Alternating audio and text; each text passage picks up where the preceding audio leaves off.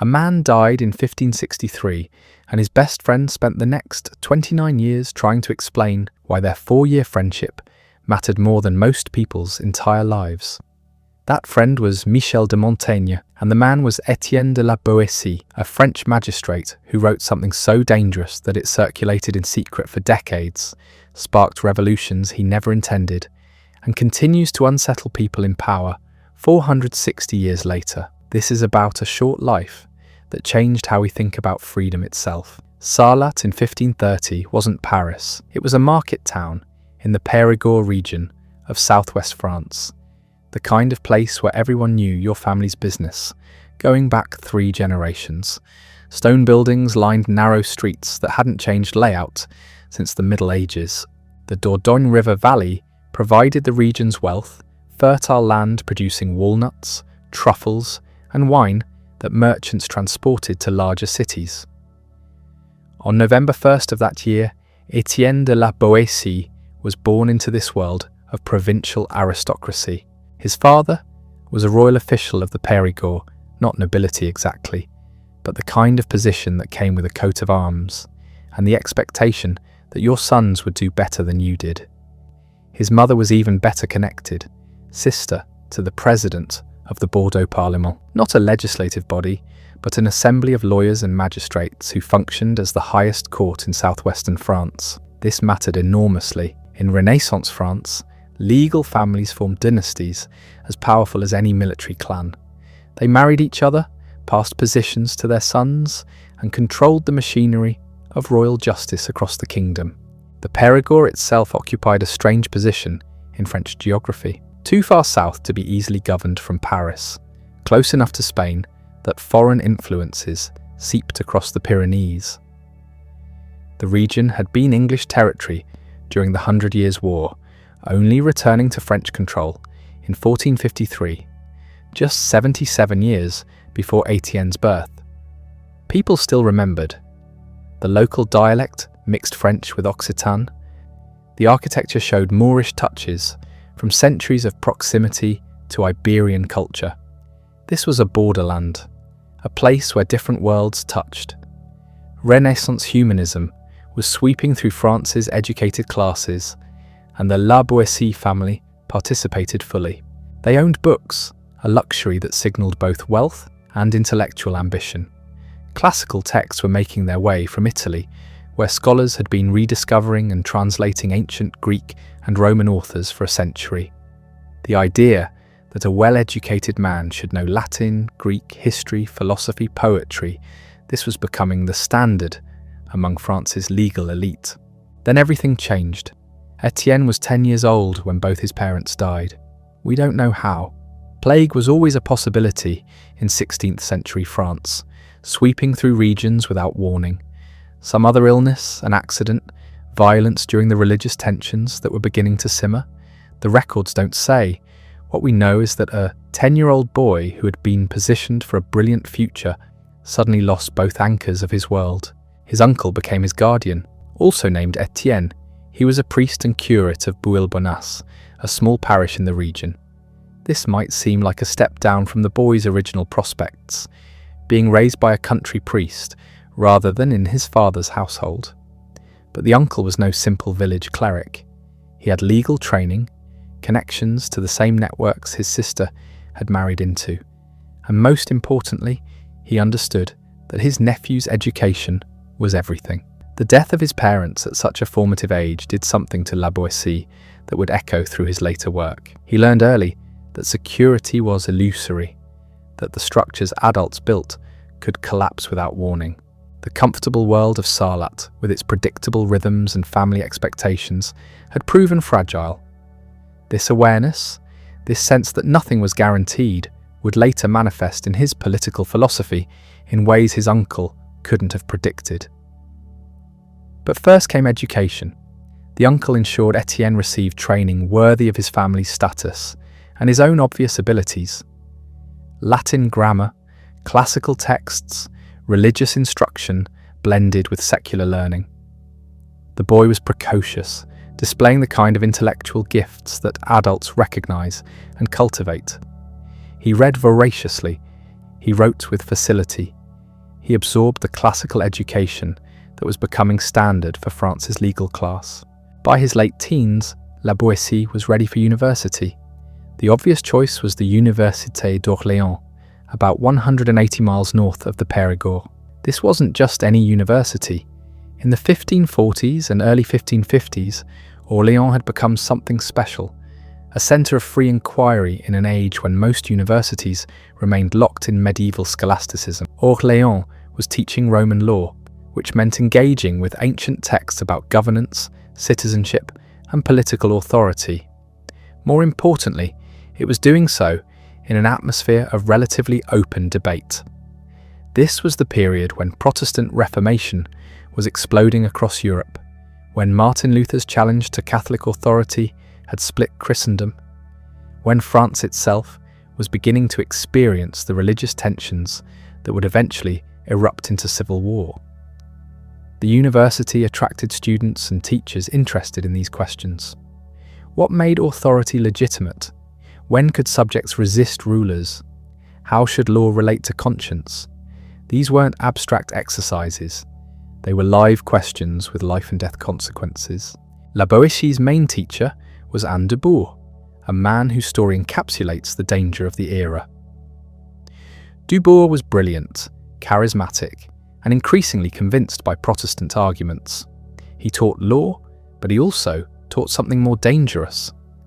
The idea that authority could be questioned, that ancient texts might contain wisdom superior to current rulers' commands, that individual conscience might trump institutional power. The student-teacher relationship was intense. Dubourg wasn't just conveying information, he was modelling a way of thinking. He showed students how to read classical sources not as dead texts, but as living arguments about how humans should organise themselves.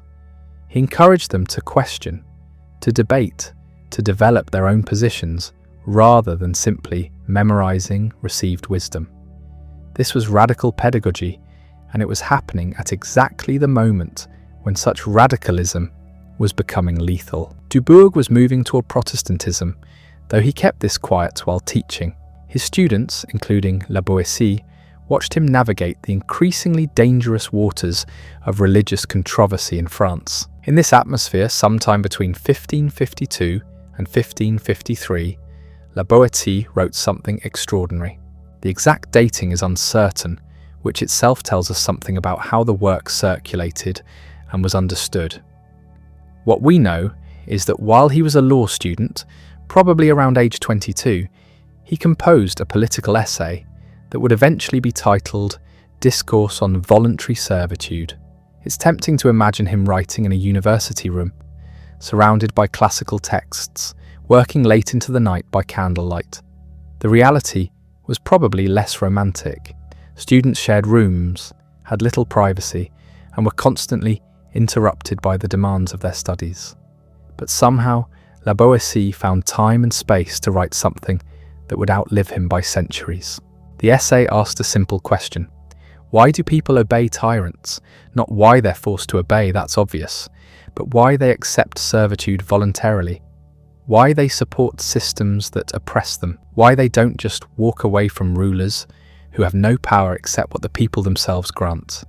This wasn't a question anyone was supposed to ask in 16th century France. The divine right of kings, the great chain of being, the natural hierarchy of society, these were foundational assumptions. Kings ruled because God had appointed them. Subjects obeyed because that was the natural order. Questioning this was questioning reality itself. But La Boétie questioned it. He argued that tyranny was voluntary, that it persisted not through force primarily, but through habit and custom, and the self-interest of those who benefited from hierarchical systems. He claimed that freedom was humanity's natural state, that servitude was learned, and that it could be unlearned just as easily. The solution he proposed was stunning in its simplicity. People didn't need to violently overthrow tyrants, they just needed to stop supporting them. Withdraw consent, refuse cooperation, and tyranny would collapse under its own weight, like a colossus whose pedestal had been removed. Where did these ideas come from? Partly from classical sources. La Boétie was reading Plutarch, Xenophon, Roman histories that described both republics and tyrannies. He was absorbing the humanist curriculum that exposed students to alternative political arrangements. Ancient Athens and Rome had experimented with forms of government that didn't depend on monarchy. These weren't fantasies, they were historical realities that proved other systems were possible. But the ideas also came from his own observation and experience.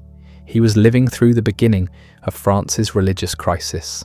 He was watching how authority worked, how it was maintained, how it could be challenged. He was thinking about his teachers' increasingly dangerous position, about what it meant to hold beliefs the state considered heretical, about the relationship between individual conscience and institutional power. The discourse wasn't published. It circulated in manuscript, passed hand to hand among students and young intellectuals who found its arguments compelling. This was how radical ideas moved in the 16th century, before mass printing made censorship difficult.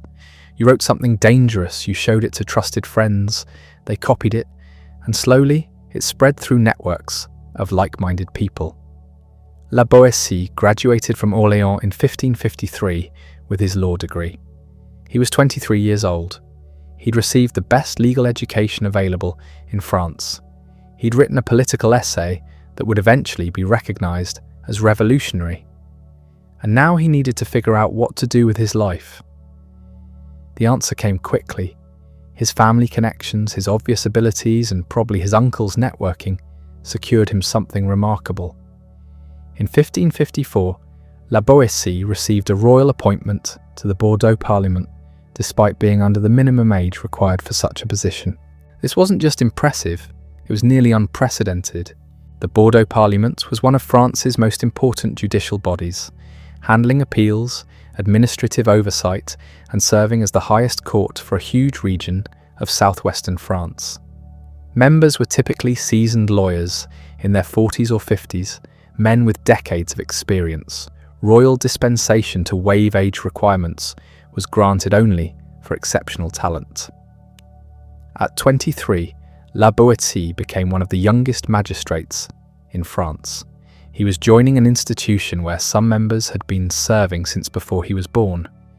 The appointment placed him at the centre of power in southwestern France, handling cases that affected thousands of lives, participating in decisions about everything from property disputes to criminal justice to administrative policy.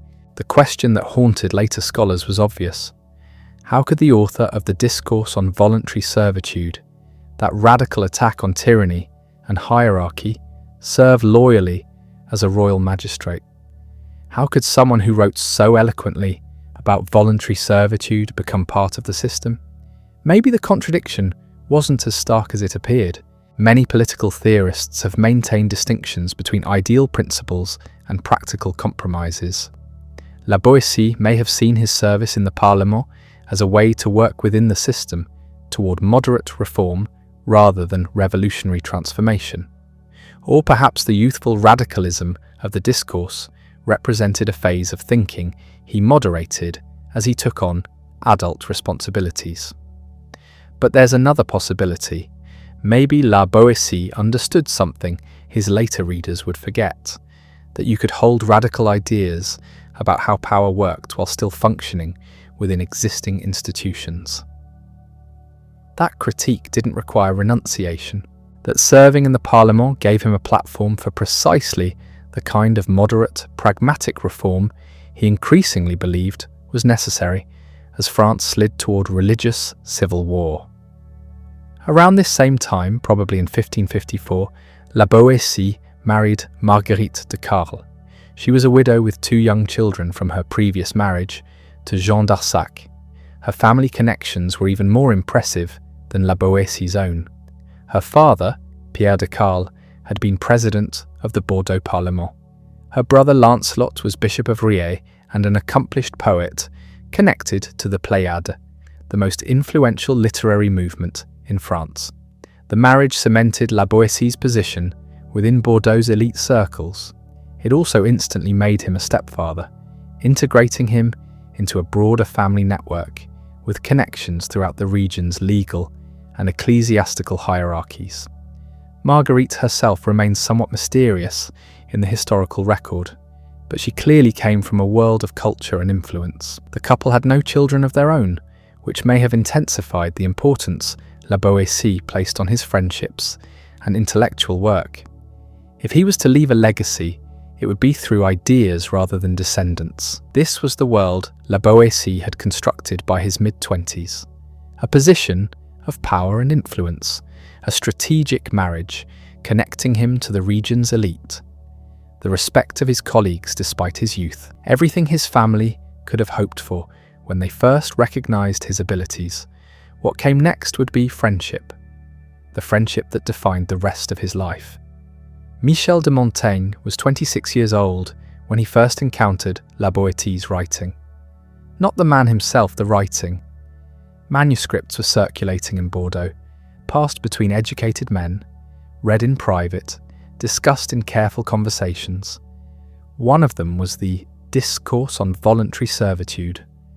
Montaigne read it and became obsessed. Who was this writer?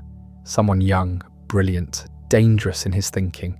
Someone who understood power in ways that most political theorists missed entirely. Someone Montaigne needed to meet. The actual meeting happened in 1559 at a civic festival in Bordeaux. Both men were members of the Parlement by then.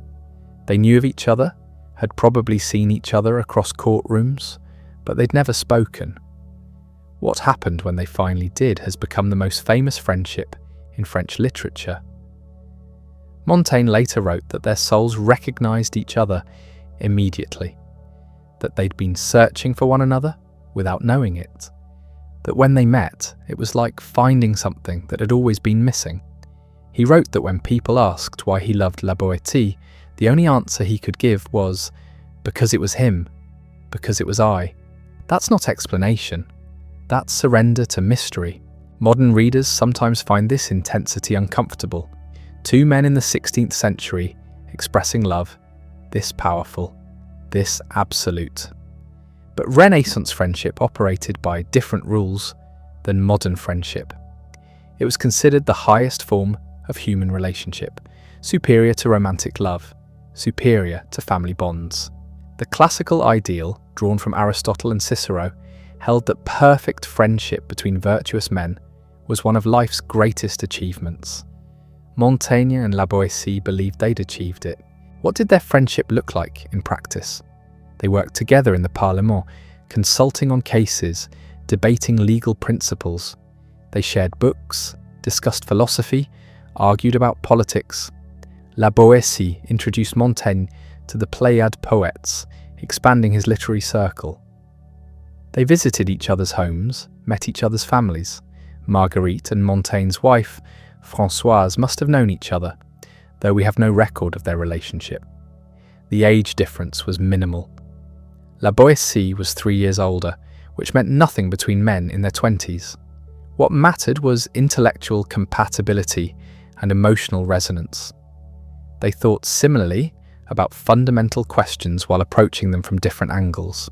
La Boétie was more systematic, more willing to construct abstract arguments. Montaigne was more skeptical, more interested in concrete particulars. Together, they created a kind of intellectual whole. But they only had 4 years. During those years, La Boétie was building a reputation that extended far beyond Bordeaux. His work with the Pléiade poets continued. He was translating Plutarch and Xenophon from Greek, bringing classical wisdom to French readers. He wrote poetry in both Latin and French, 29 sonnets that Montaigne would later preserve in his essays. These weren't amateur efforts. They demonstrated real skill, mastery of form, depth of feeling. His political responsibilities were expanding too. In 1560, the Bordeaux Parlement sent him to Paris on official business. The stated reason was administrative, something about salaries. The real reason was diplomatic. Relations between Catholics and Protestants in southwestern France were deteriorating. Someone needed to communicate the situation to royal authorities and try to negotiate compromises. La Boétie got the assignment. This tells you what his colleagues thought of him. He was 29 years old. There were men in the Parlement with decades more experience, but La Boetie had something they lacked: the ability to speak to both sides, to articulate positions without alienating listeners, to find common ground where others saw only conflict. His political philosophy was becoming clearer through his actions. He believed in moderation, in compromise, in working within existing institutions to prevent violence. The Discourse on voluntary servitude had been radical in its analysis of power, but La Boetie himself wasn't calling for revolution. He was calling for wisdom, for people to recognize their complicity in tyranny and choose differently. The distinction mattered. France was sliding towards civil war. Protestant and Catholic factions were arming. Theological disputes were becoming military conflicts. In this context, La Boetie represented a third way. Not Protestant, not rigidly Catholic, but politique, someone who believed that preserving the state required religious tolerance. His position aligned him with figures like Chancellor Michel de l'Hôpital, who was trying desperately to hold France together through negotiation rather than force. L'Hôpital believed that religious unity could eventually be restored through church reform, but that in the meantime, Protestants needed to be tolerated to prevent civil war. La Boetie agreed. This made him suspect to both sides. Hardline Catholics thought he was soft on heresy. Protestants thought he was trying to preserve Catholic domination under a veneer of tolerance. Neither side fully trusted moderates, but La Boetie kept working. He negotiated with Protestant leaders in Agen, trying to diffuse tensions. He wrote memoranda arguing for policies of conciliation. He used his position in the Parlement to advocate for restraint, for compromise, for anything that might prevent the bloodshed he saw coming. These diplomatic missions took him away from Bordeaux frequently, away from Marguerite, away from his work, away from Montaigne. The separations were difficult for both friends.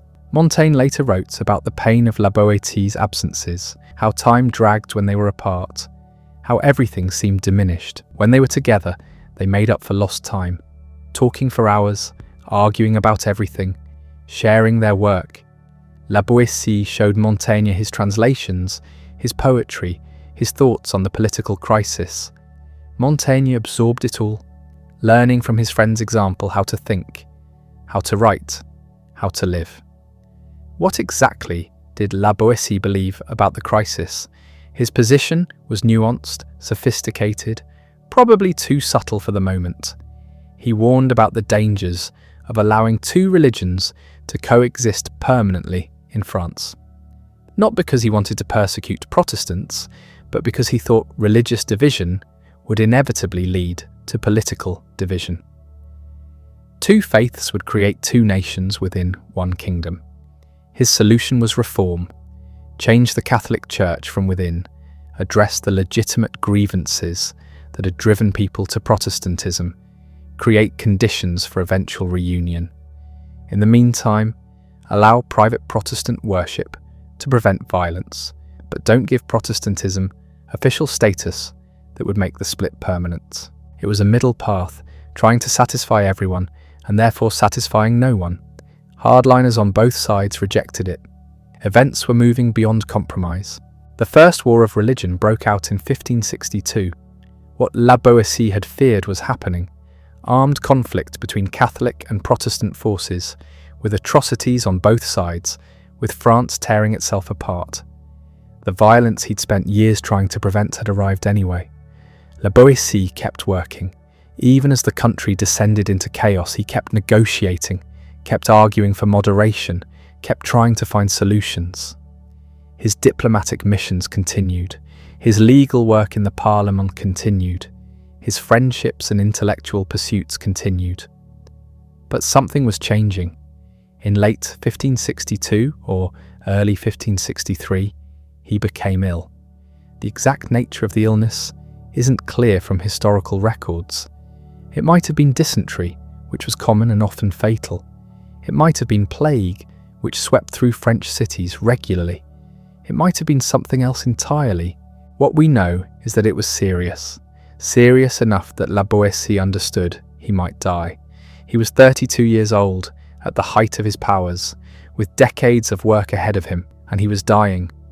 Montaigne was with him, that's the crucial fact. When La Boétie realised he wasn't going to recover, when he started preparing for death, Montaigne was there. The deathbed scene that followed would haunt Montaigne for the rest of his life and become one of the most famous accounts of death in Renaissance literature. But before we get to that ending, we need to understand what was ending. Not just a life, but a vision. La Boétie represented something that was disappearing from France. The possibility of moderation, of reasoned discourse, of solving political problems through negotiation rather than violence. His death in 1563 coincided with the death of that possibility. The wars of religion would continue for another 30 years, devastating France, killing hundreds of thousands, accomplishing nothing.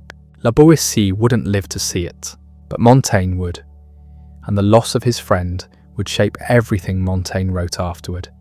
Every essay, every reflection on death and friendship, and the futility of human conflict.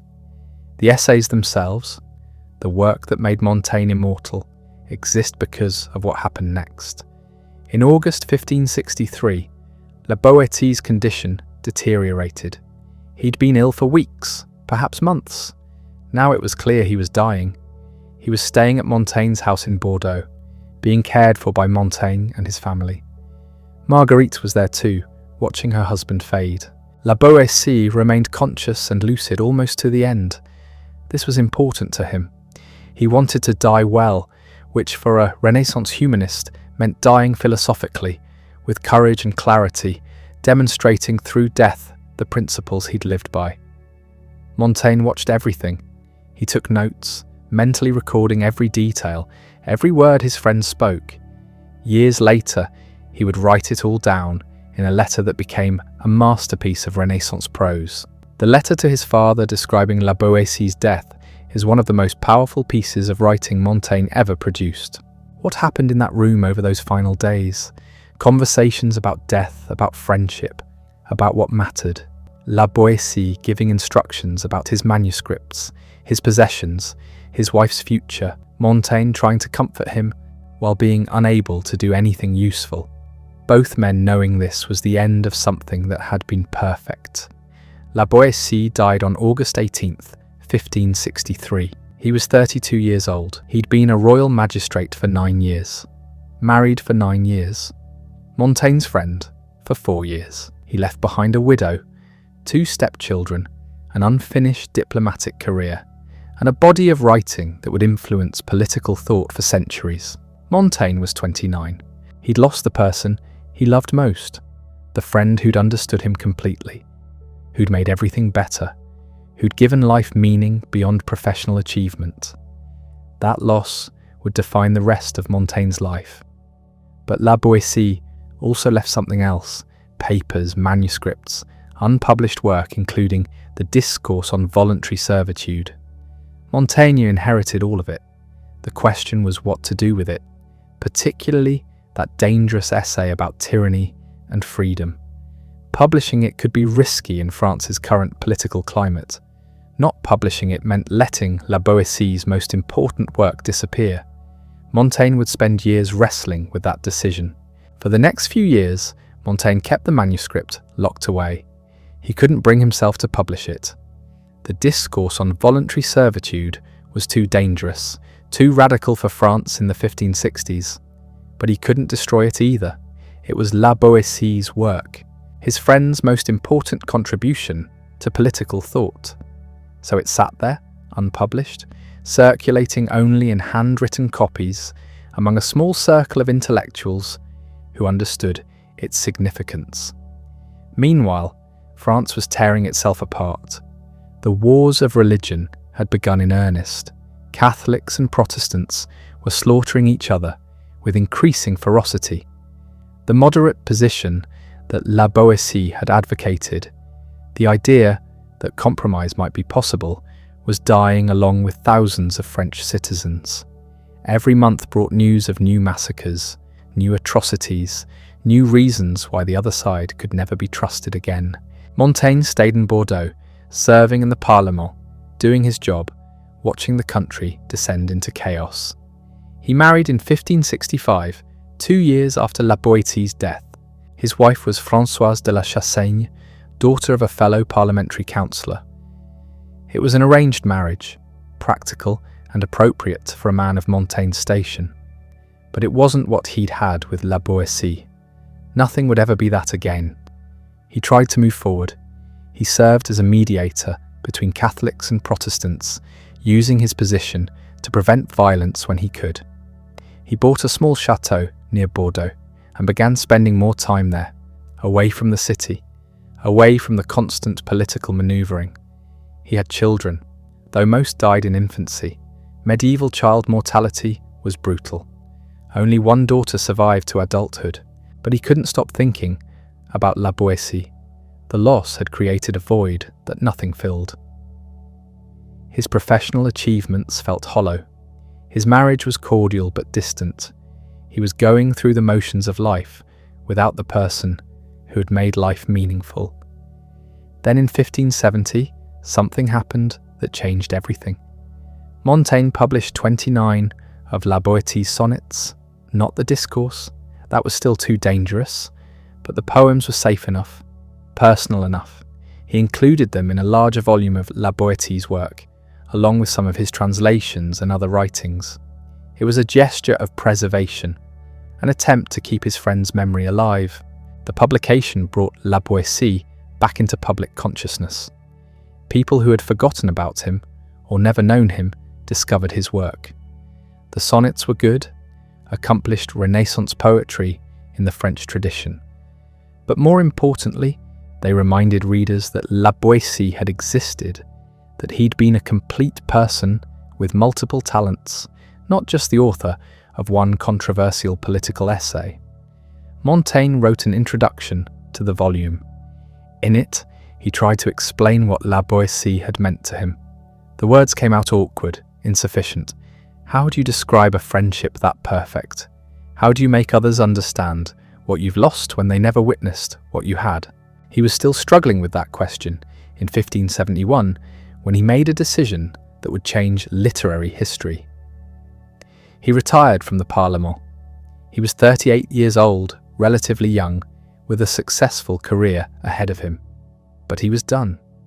Done with politics, done with public service, done with pretending that any of it mattered without La Boétie there to share it.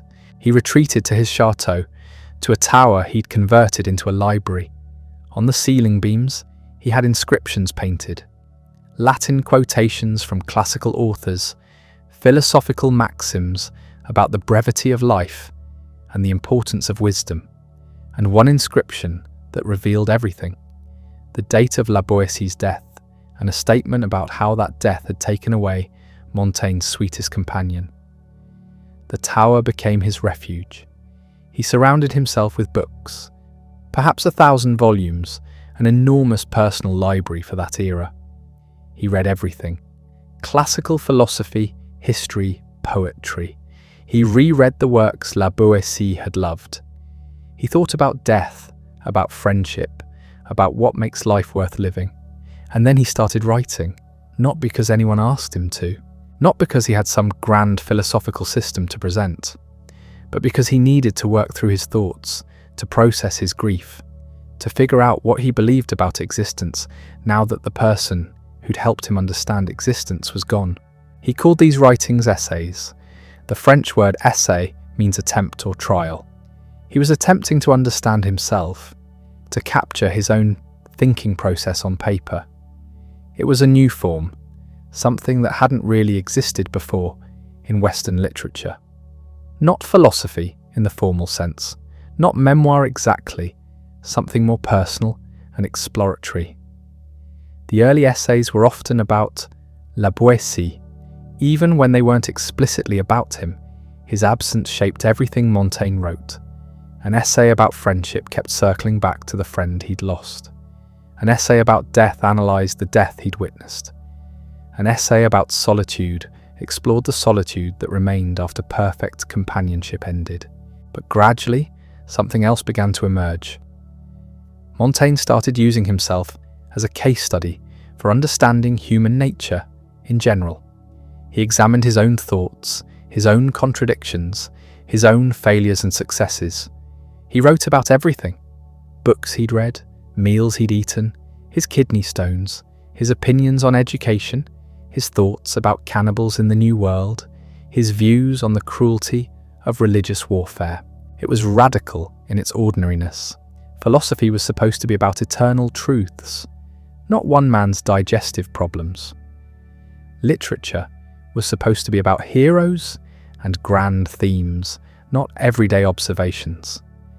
But Montaigne was creating something new: the essay as a form for thinking through questions without necessarily arriving at definitive answers. His method was conversational, digressive, honest about uncertainty. He changed his mind mid-essay. He admitted when he didn't know something. He contradicted himself and acknowledged the contradictions. This was startling. Most writers of his era presented themselves as authorities. Montaigne presented himself as a perpetual student, someone still learning, still figuring things out. The Discourse on voluntary servitude remained unpublished. Montaigne had planned to include it in his essays, but he changed his mind. The political situation was too volatile. Protestant propagandists had gotten hold of manuscript copies and were using La Boetie's arguments against Catholic monarchy. The work was becoming politicized in ways La Boetie probably hadn't intended.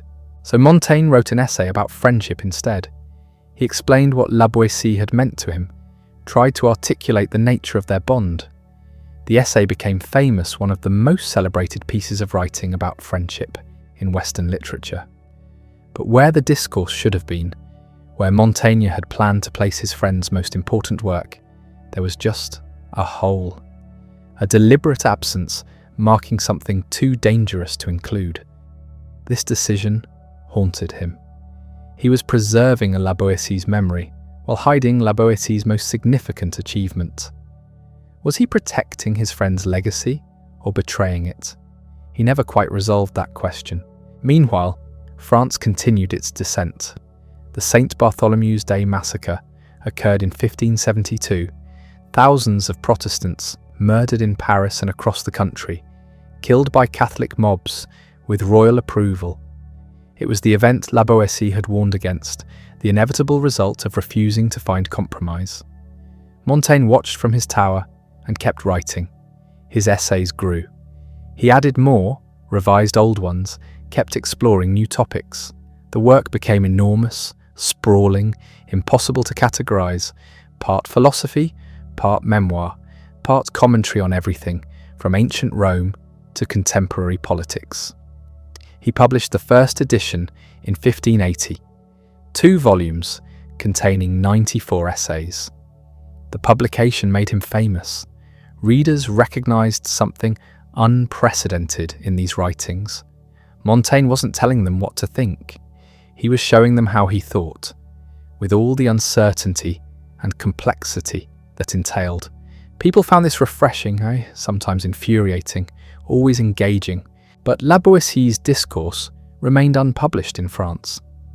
It wouldn't appear in print until 1576, and then only in editions produced by Protestant exiles in the Netherlands.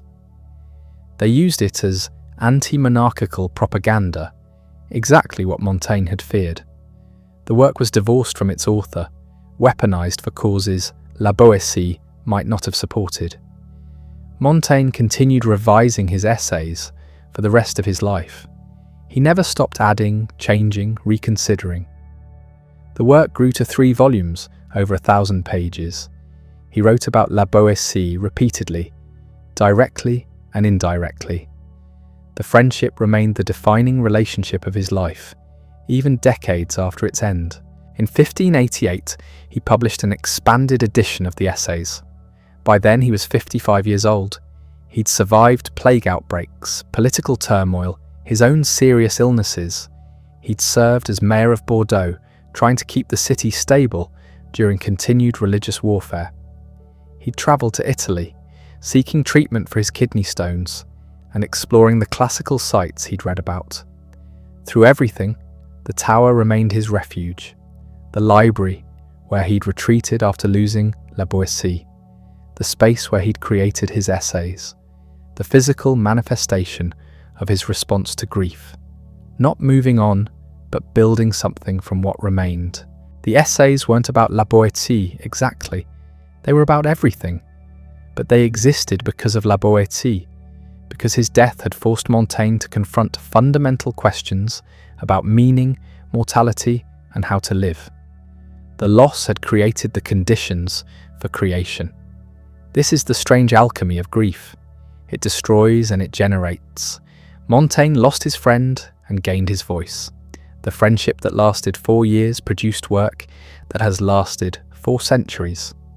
La Boétie's physical presence was gone, but his influence permeated everything Montaigne wrote thereafter. And the Discourse? It eventually found its audience, though not in the way La Boétie might have imagined. Protestant propagandists used it in the 16th century. Enlightenment philosophers rediscovered it in the 18th. Revolutionary France republished it in the 1790s. Each generation found something different in its analysis of power and freedom, but by then, both author and friend were long dead. La Boétie had been gone since 1563. Montaigne died in 1592, still working on revisions to his essays, still trying to capture thoughts that kept evolving. His last words were reportedly about La Boétie, though we don't know exactly what he said. What we do know is what he left behind. The essays, the account of La Boétie's death, the preserved sonnets, the essay about their friendship.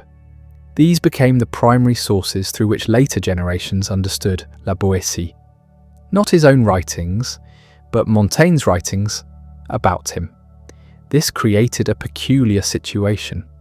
La Boétie became famous primarily as Montaigne's friend. His political philosophy was known, his poetry appreciated, but his identity was bound up with someone else's testimony. He existed in literature as a character in Montaigne's story, the beloved companion whose loss made the essays possible. Is that fair? Probably not. But it's the reality of how intellectual history works.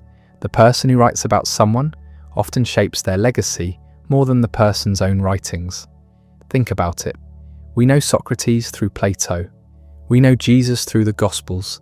The medium becomes the message, and the witness becomes the source. La Boétie's situation was more extreme because Montaigne was such a powerful writer. The essays became canonical, studied across Europe, translated into multiple languages. Anyone interested in Montaigne encountered La Boétie, but the reverse wasn't true. You could read La Boétie's Discourse without knowing anything about Montaigne. This asymmetry created a strange afterlife. La Boétie remained visible but distorted, like seeing someone's reflection in moving water. The image was recognizable but never quite stable. The Discourse itself had multiple afterlives, each distinct from the others. In the late 16th century, Protestant propagandists used it as anti-monarchical ammunition. They published it alongside other texts, arguing that subjects had the right to resist tyrannical rulers. This was during the French Wars of Religion, when theoretical questions about political authority had immediate, violent consequences. The Huguenots needed intellectual justification for their rebellion against Catholic kings. La Boétie's argument that tyranny depended on popular consent provided exactly that. If people withdrew their support, the tyrant would collapse. Simple, revolutionary, dangerous. But there's a problem. La Boétie wasn't a Protestant. He'd advocated for religious reconciliation, not sectarian warfare. Using his text this way twisted his intentions. The Discourse became Protestant propaganda despite its author's actual views. This happens constantly in intellectual history. Works get appropriated for purposes their authors never imagined. Sometimes this reveals hidden possibilities in the text. Sometimes it's just distortion. Then the Discourse disappeared for nearly 2 centuries. During the 17th and early 18th centuries, as absolute monarchies strengthened across Europe, La Boétie's radical analysis of power became unfashionable.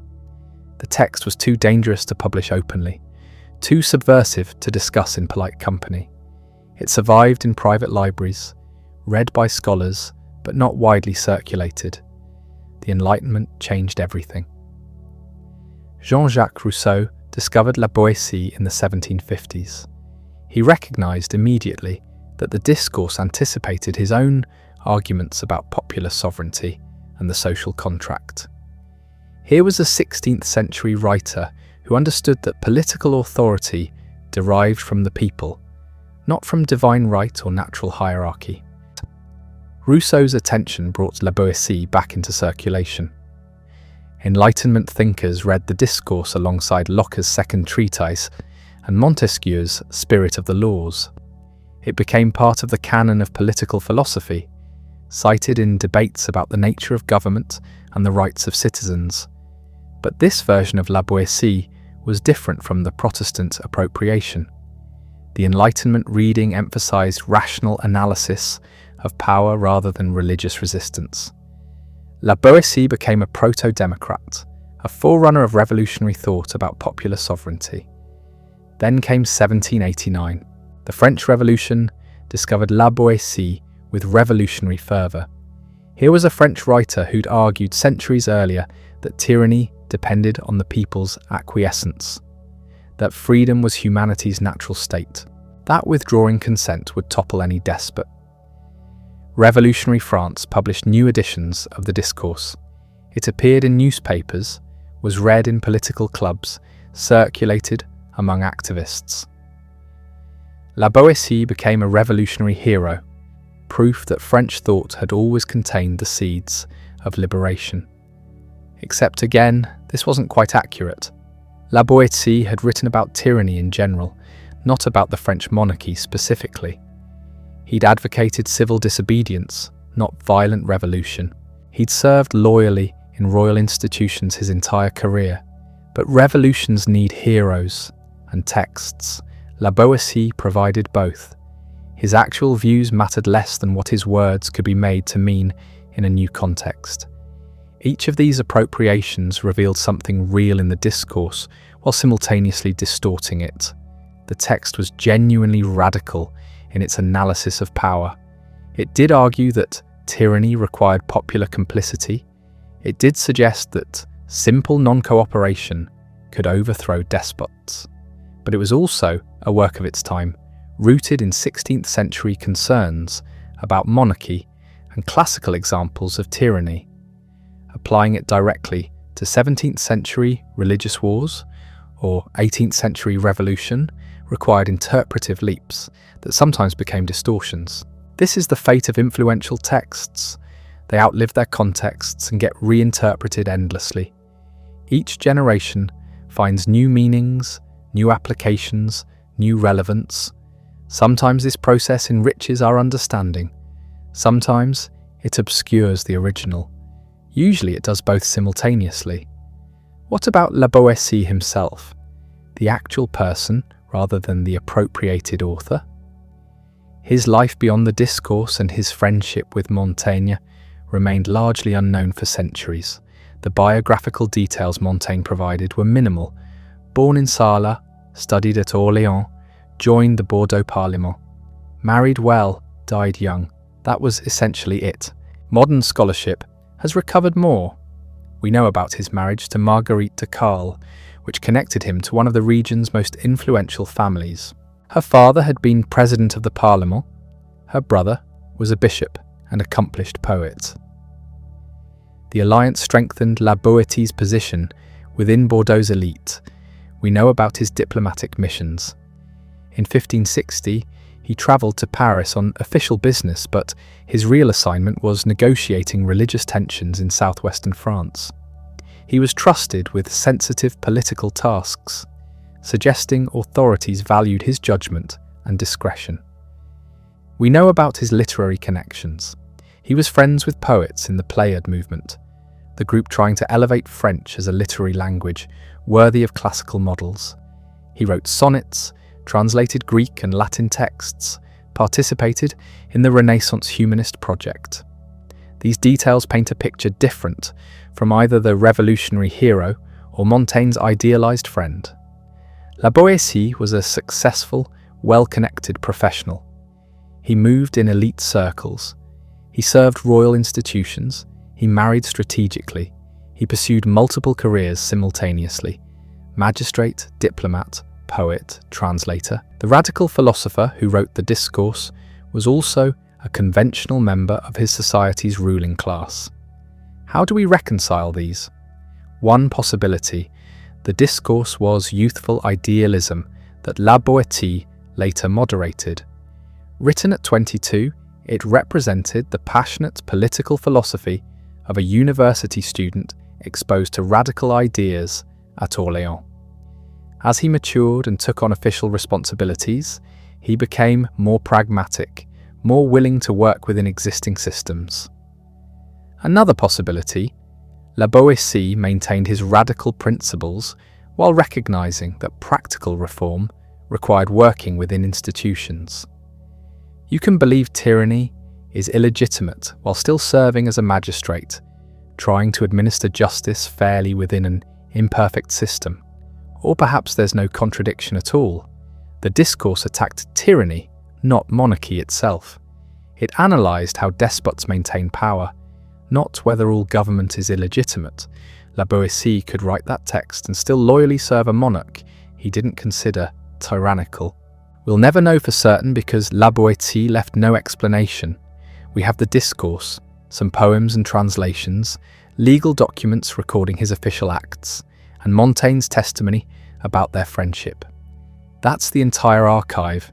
Everything else is inference and speculation, which is why different eras have constructed such different versions of him. The evidence is sparse enough that interpretation fills the gaps, and interpretation always reflects the interpreter's concerns.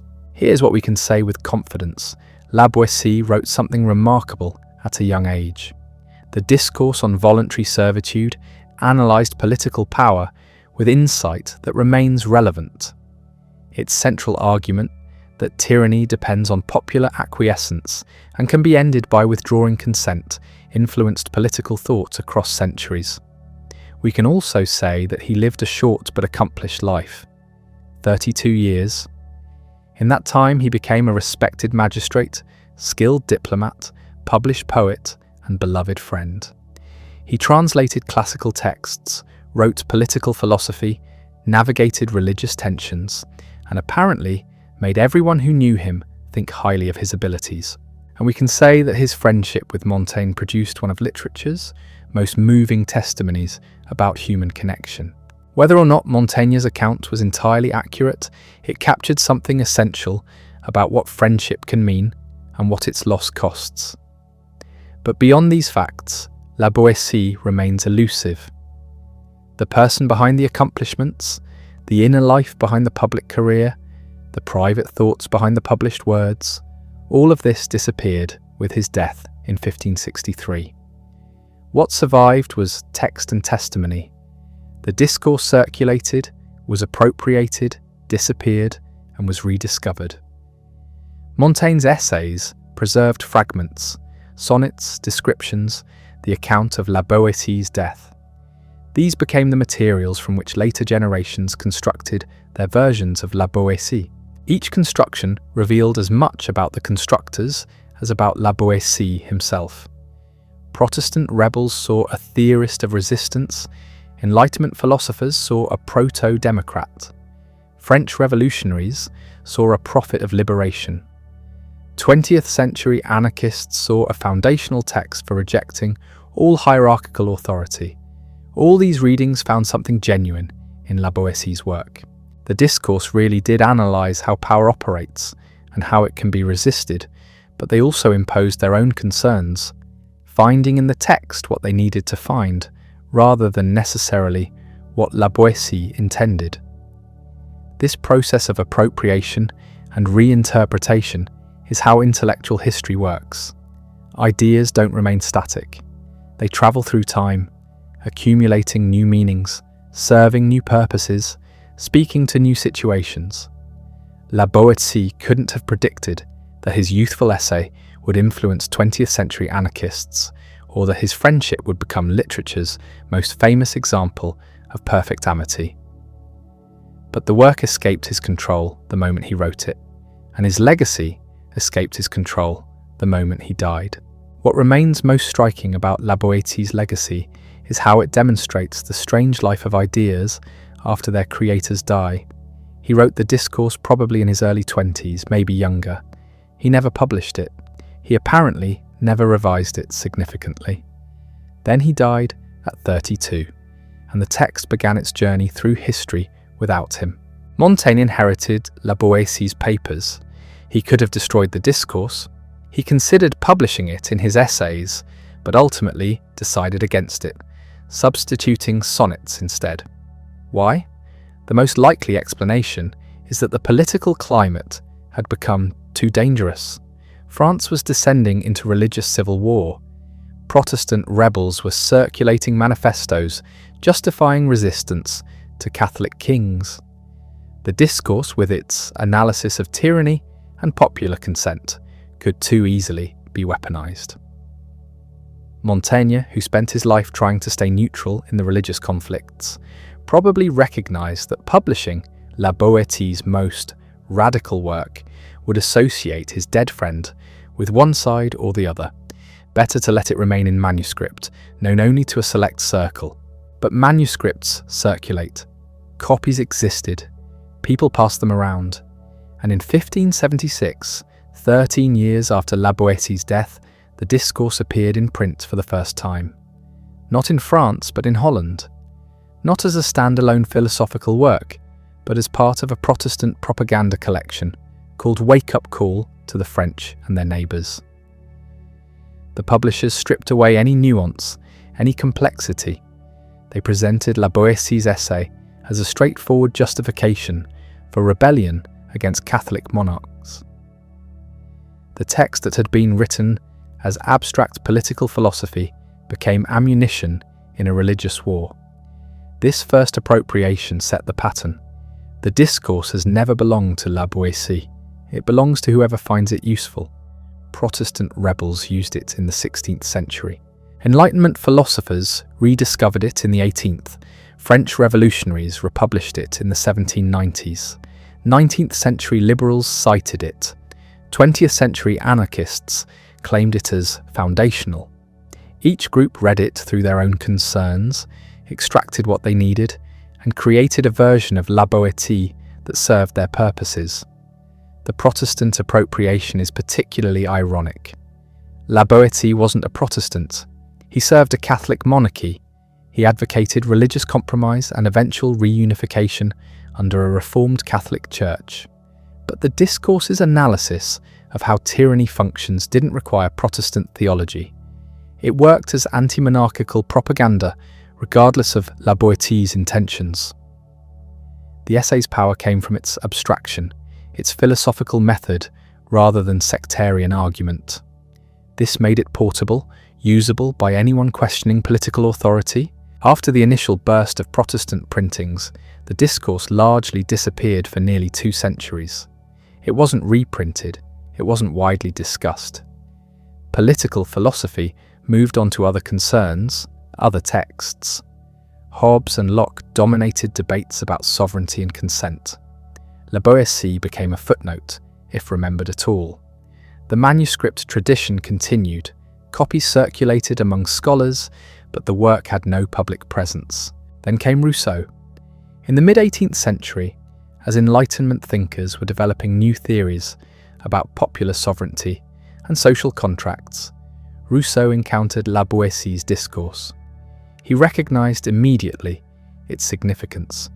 Here was a 16th century thinker who'd anticipated core Enlightenment concerns about natural liberty, the artificiality of political hierarchy, the role of consent in a legitimate government. Rousseau mentioned La Boetie in his own work, bringing the Discourse back into intellectual circulation. The timing was perfect. Europe was entering an age of revolution. The old certainties about divine right monarchy were crumbling. People needed philosophical frameworks for imagining alternative political arrangements. La Boétie provided one. His argument that tyranny depended on popular acquiescence suggested that changing political systems didn't require military conquest or divine intervention. It required people collectively withdrawing their consent. The French Revolution seized on this. In 1790, the Discourse was republished for the first time in over a century. Revolutionary presses churned out editions. Political clubs discussed it. The text became part of revolutionary political culture, cited as proof that the people had always possessed the power to overthrow unjust rulers. La Boétie was transformed from an obscure 16th century magistrate into a prophet of popular sovereignty and revolutionary transformation. This revolutionary appropriation created yet another version of La Boétie, one who probably bore little resemblance to the actual person. The revolutionaries read the Discourse as advocating violent overthrow of monarchy and establishment of democratic republic. But the text itself is more ambiguous.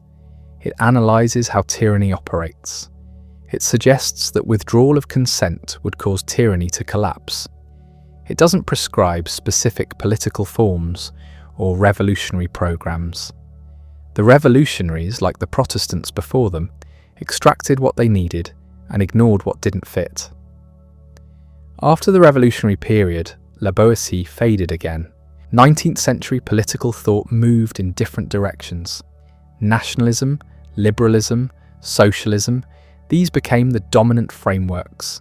The Discourse remained available, but wasn't central to political debates. Scholars knew about it. Political theorists occasionally cited it, but it didn't have the cultural presence it had achieved during the Revolution. The 20th century brought yet another rediscovery. European anarchists, developing theories of non-hierarchical social organization and voluntary cooperation, found in La Boétie a precursor. His analysis of how people voluntarily maintain their own servitude resonated with anarchist critiques of state power and social conditioning. Gustav Landauer, an influential German anarchist, cited La Boétie extensively. So did Simone Weil, the French philosopher, whose political thought combined anarchist, socialist, and mystical elements. They saw in the Discourse a foundational text for rejecting all forms of domination, not just monarchy, but any hierarchical authority. This anarchist appropriation differed from earlier uses. Protestants had used La Boétie to justify replacing bad kings with good ones. Revolutionaries had used him to justify establishing new forms of government. Anarchists used him to question whether any government could be legitimate. They read the Discourse as arguing that all political authority rests on voluntary servitude, that freedom requires rejecting authority entirely rather than merely changing who exercises it. Each of these appropriations tells us more about the appropriators than about La Boétie. Protestant rebels needed justification for armed resistance to Catholic monarchs. French revolutionaries needed philosophical foundations for popular sovereignty. Anarchists needed arguments against all hierarchical authority. They all found what they were looking for in the Discourse because the text is flexible enough to support multiple readings. Its abstraction, its philosophical method, its refusal to prescribe specific political programs, all this makes it usable across different contexts and concerns. But this flexibility raises questions. If the Discourse can support Protestant rebellion, revolutionary republicanism, and anarchist rejection of all authority, what did it actually mean? What did La Boétie intend? These questions matter because they get at something fundamental about how we read historical texts and construct intellectual traditions. One approach is to insist on historical context, read the Discourse as a product of its moment. La Boétie was writing in the 1550s, probably as a university student, certainly as a young man immersed in classical learning and contemporary religious debates. the text reflects Renaissance humanism's engagement with ancient political thought. It responds to specific 16th century concerns about tyranny and legitimate authority. Understanding these contexts helps us see what La Boétie was actually doing, rather than projecting later concerns onto his work. This historical approach has value. It prevents anachronism. It reminds us that La Boétie wasn't addressing 20th century anarchists or 18th century revolutionaries. He was working through problems specific to his own time and place. The Discourse makes more sense when read alongside other Renaissance political texts, when understood as participating in debates about classical sources and contemporary politics that animated 16th century intellectuals. But this approach has limits. Texts escape their contexts.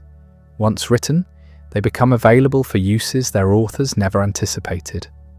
La Boétie couldn't have predicted how his essay would be read centuries later. But those later readings aren't simply misreadings. They're engagements with the text's ideas, applications of its insights to new situations. The fact that anarchists found something useful in La Boétie suggests the Discourse contains ideas that transcend its immediate historical context. Maybe the question isn't whether later appropriations accurately captured La Boétie's intentions. Maybe the question is what the text makes possible, what lines of thought it opens up, what questions it helps us ask. Judged by this standard, the Discourse has been remarkably productive.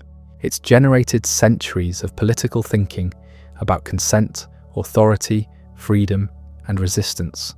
Whether or not this is what La Boétie meant to do becomes less important than what he actually did accomplish. This brings us back to the fundamental puzzle. Who was La Boétie? What did he believe? We have the Discourse, which analyses tyranny and suggests that withdrawal of consent could end it. We have his career as a magistrate, serving the French monarchy. We have his diplomatic mission seeking religious compromise. We have his friendship with Montaigne. We have his poems and translations. From these fragments, we construct a person. But the construction always remains partial, always shaped by what we bring to the evidence. Different scholars have offered different solutions to the apparent contradiction between the radical discourse and the conventional career. Some argue there's no contradiction because the discourse attacked tyranny, not monarchy itself.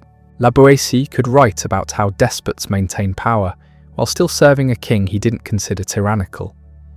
Others suggest the discourse represents youthful radicalism that La Boétie moderated as he matured and took on official responsibilities. Still others propose that his public career masked private skepticism about political authority.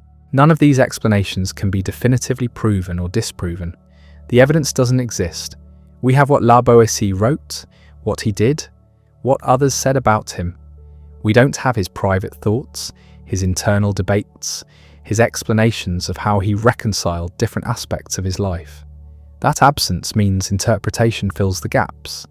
And interpretation always reflects the interpreter's assumptions about consistency, development, and the relationship between thought and action. What we can say is that La Boétie was more than the discourse. He was a working magistrate who handled legal cases, negotiated diplomatic missions, translated classical texts, wrote poetry, maintained friendships, and navigated the treacherous religious politics of mid-16th century France. The Discourse was one product of one period of his short life. It became his most famous work, but it wasn't his whole life, or even his whole intellectual production. And yet his friendships tell a different story. The people La Boétie chose to spend his time with, the letters he wrote, the conversations Montaigne remembered, these reveal someone engaged with ideas, not just procedures. His friend Michel de l'Hôpital, the Chancellor of France, shared his moderate politics and his hope for religious reconciliation. His connection to the Pléiad poets shows he moved in circles that valued literature, classical learning, and intellectual exchange over political orthodoxy. These weren't the relationships of someone simply climbing the ladder of power. They suggest a man trying to navigate between principle and pragmatism, between what he believed and what he could accomplish. The Bordeaux Parlement where La Boétie served wasn't just a court, it was a political institution, with real power over southwestern France. The magistrates there didn't simply apply laws handed down from Paris. They interpreted them, adapted them to local circumstances, sometimes resisted royal edicts they considered unjust.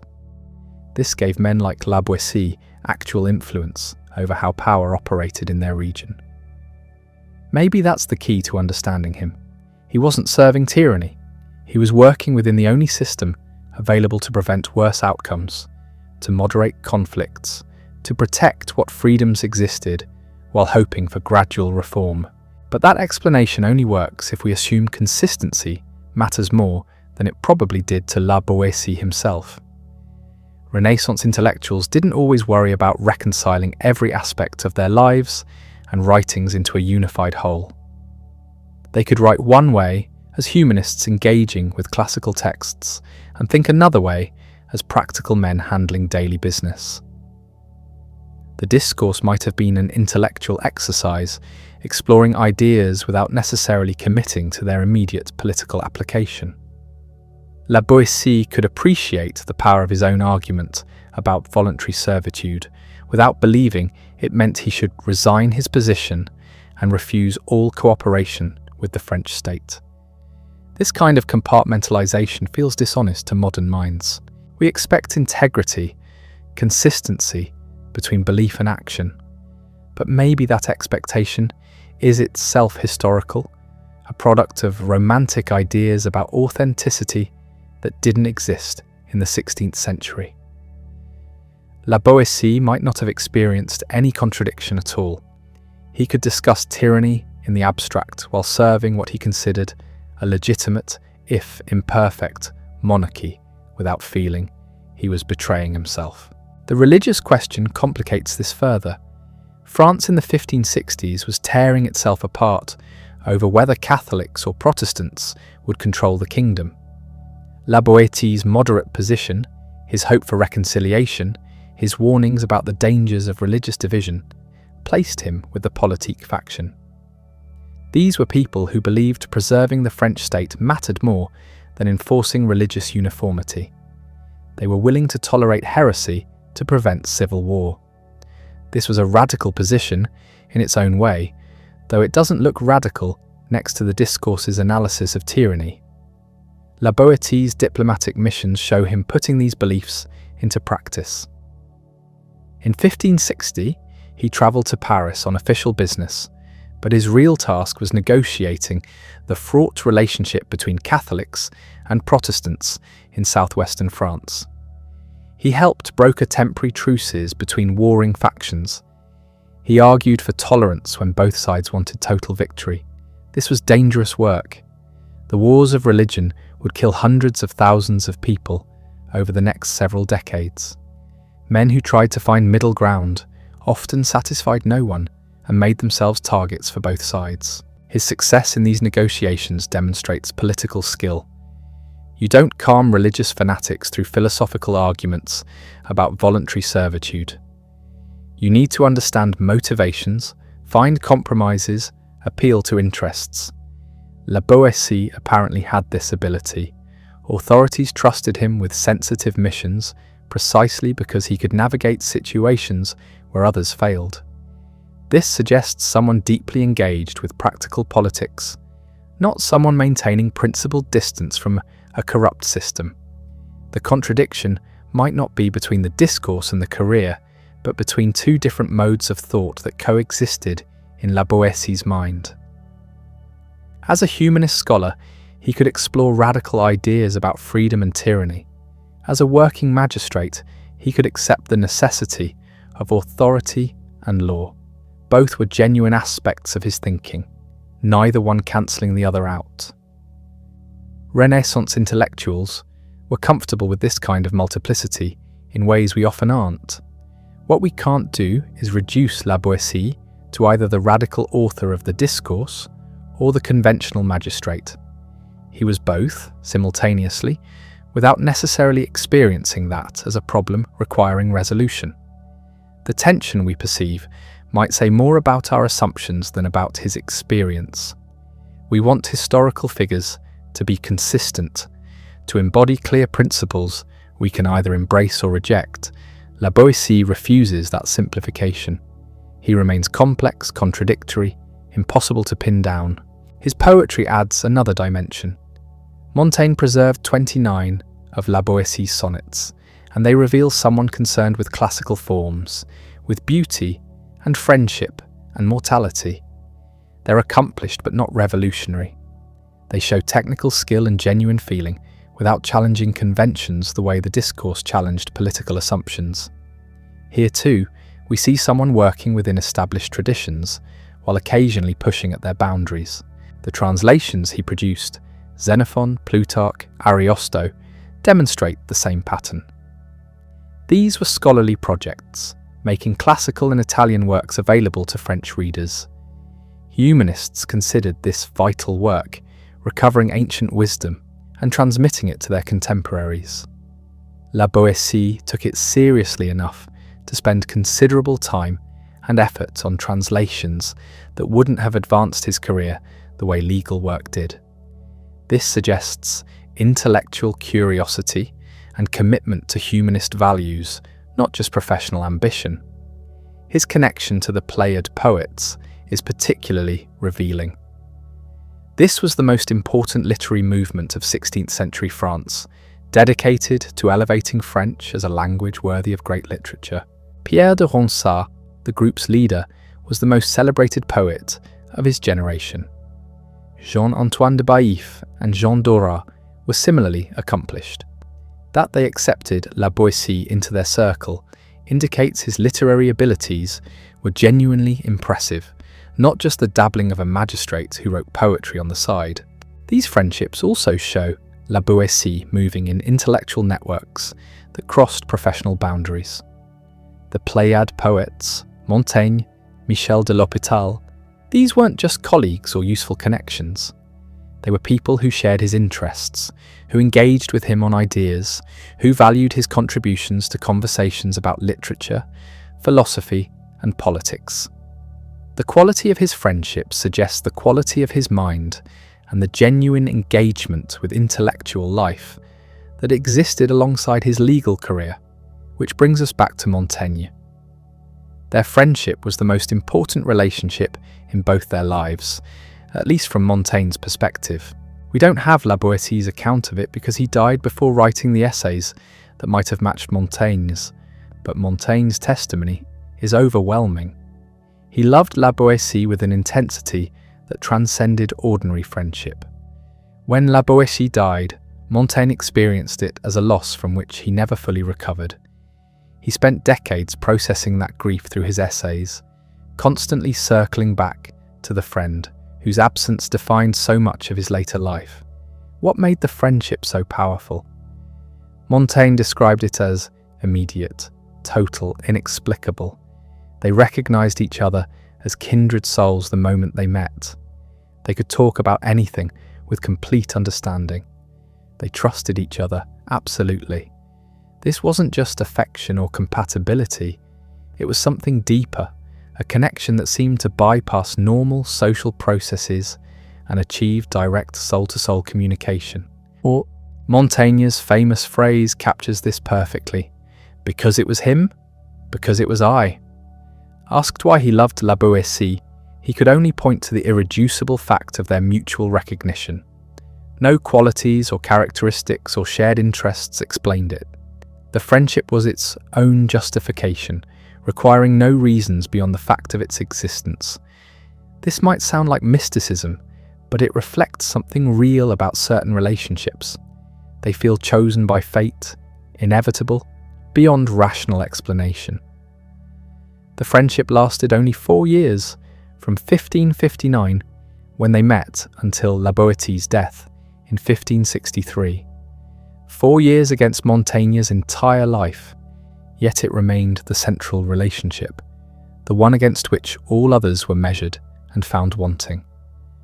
Montaigne married, had children, maintained friendships with others. None of them approached what he'd experienced with La Boétie. That intensity across such a brief period suggests something extraordinary was happening between them. We know they talked about everything: philosophy, politics, literature, their personal lives. Montaigne describes conversations where they could speak freely, without the guards and performances that usually characterize social interaction. La Boétie was the person with whom Montaigne could be completely himself, neither hiding nor exaggerating, simply present. That kind of transparency is rare enough to be transformative when it occurs. Their professional relationship reinforced the personal bond.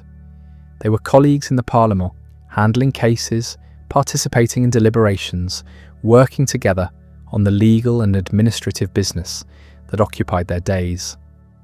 This meant spending substantial time together, but in a context where their friendship had to coexist with professional responsibilities. They couldn't simply indulge their connection. They had to function as magistrates while also being friends, which may have intensified their appreciation for the time they could spend together freely.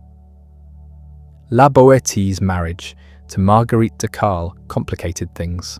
She brought 2 children from her previous marriage, creating domestic responsibilities that pulled La Boétie away from his friend.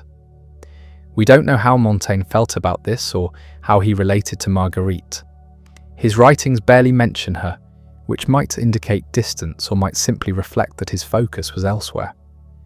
What's clear is that marriage didn't end the friendship or diminish its importance to either man.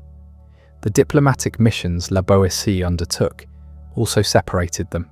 He travelled to Paris to various locations across southwestern France, where religious conflicts needed negotiating. These absences must have been difficult for Montaigne, who was left behind in Bordeaux, but they also gave the friendship texture: reunions after separation, letters exchanged during absence, the rhythm of together and apart that characterises any relationship not lived in constant proximity. Then in August 1563, La Boétie fell ill. The disease was probably dysentery, though the exact diagnosis is uncertain. What matters is that it was serious, painful, and ultimately fatal. La Boétie recognised he was dying. Montaigne was with him through the final days, witnessing his friend's suffering and his courage in facing death. The account Montaigne wrote of those days is one of the most moving pieces of Renaissance literature, a detailed description of how La Boétie prepared himself for death, how he spoke to those around him, how he maintained dignity and composure even as his body failed. La Boétie made his will, distributed his possessions, said goodbye to friends and family. He gave Montaigne his library and his papers, including the Discourse on voluntary servitude. He spoke about death without fear or denial, accepting what was coming, while also mourning what he would lose: his wife, his friends, his work. Montaigne recorded specific conversations, specific statements, preserving as much as he could of his friend's final words. The essays that would make Montaigne famous began partly as an attempt to process that grief, to preserve something of La Boétie, to continue the conversation that death had interrupted. What we lost when La Boétie died is impossible to calculate. He was at the height of his intellectual powers, his career established, his abilities recognised. Had he lived another 30 years, he might have written more, developed his political philosophy further, produced works that would have given us clearer insight into his thinking. Or maybe not. Maybe the Discourse was his one great contribution, written young and never surpassed. We'll never know what he might have accomplished because the time wasn't given. What survived were fragments, the Discourse circulated in manuscript, eventually published, eventually influential. The sonnets Montaigne preserved, the translations, the legal opinions and diplomatic correspondence, and Montaigne's testimony about their friendship, which became the primary lens through which later generations encountered La Boétie. Most people who know La Boétie's name know it through Montaigne's essays, through that famous description of perfect friendship, before they know anything about the discourse or his career as a magistrate. This creates a distortion. La Boétie becomes the friend, the beloved companion, rather than a figure in his own right. His life and work get absorbed into Montaigne's narrative, serving Montaigne's purposes, illustrating Montaigne's ideas about friendship and loss. Recovering La Boétie as an independent figure, understanding him apart from Montaigne's grief, requires conscious effort to set aside the most vivid account we have of him. The work that survived tells a different story. The discourse on voluntary servitude exists as its own entity, independent of any biographical frame. It makes arguments that remain relevant regardless of who wrote them or why. The essay's power comes from its ideas, not from the life story of its author, and those ideas have proven remarkably durable. The discourse was rediscovered during the Enlightenment when political philosophers were developing new theories about sovereignty and social contracts. Jean-Jacques Rousseau read it. The influence shows in his own work, particularly in The Social Contract, with its famous opening line about man being born free but everywhere in chains. La Boétie had made essentially the same point 2 centuries earlier, arguing that natural liberty was humanity's original condition, corrupted by habitual servitude. During the French Revolution, the discourse was republished for the first time in 200 years. Revolutionaries found in it a philosophical justification for overthrowing tyranny.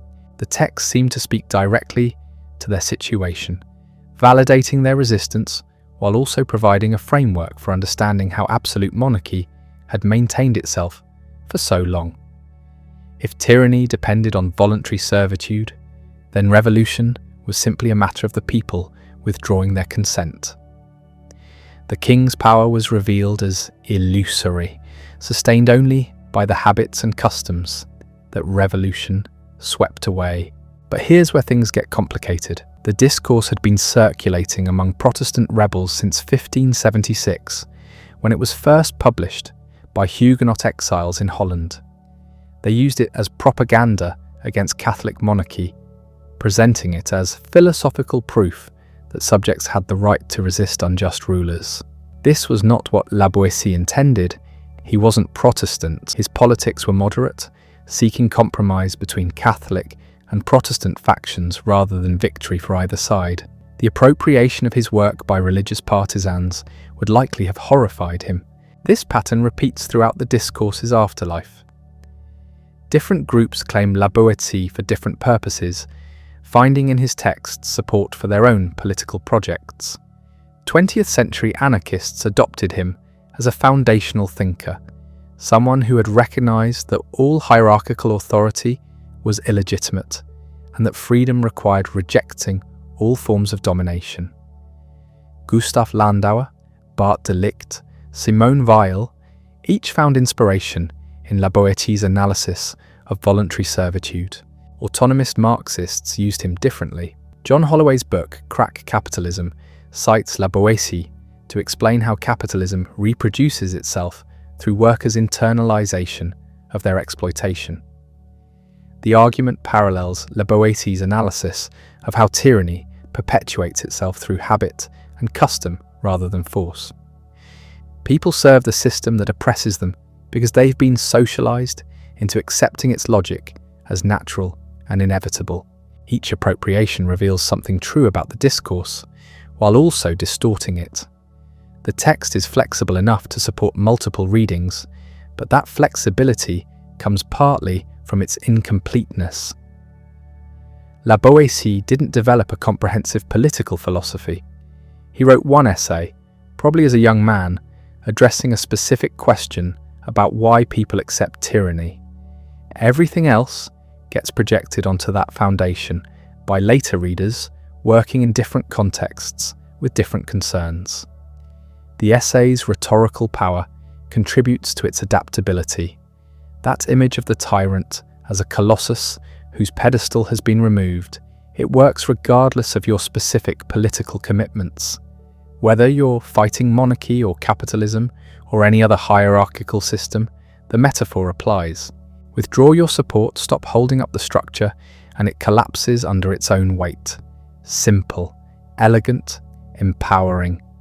The actual argument is more complex. La Boétie distinguished between different types of tyranny: rulers who seized power by force, rulers who inherited power through succession, and rulers elected by the people. He considered elected tyrants the most justifiable, but still problematic, because all three types involved people surrendering their natural liberty. Even legitimate authority, if it became tyrannical, lost its justification. This was a radical position for the 16th century. Most political thought assumed that legitimate rulers had essentially unlimited authority over their subjects. Resistance to rightful authority was not just illegal, but sinful, a violation of divine order. La Boétie challenged this by grounding his analysis in natural liberty rather than divine right or social contract. People were born free. Servitude was a corruption of that natural state.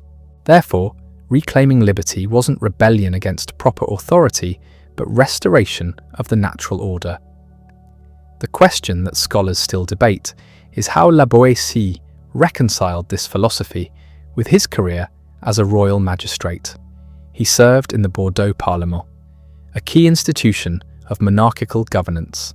He conducted diplomatic missions on behalf of the crown. He worked within the system while apparently believing that system rested on voluntary servitude. Was this hypocrisy? Pragmatic compromise?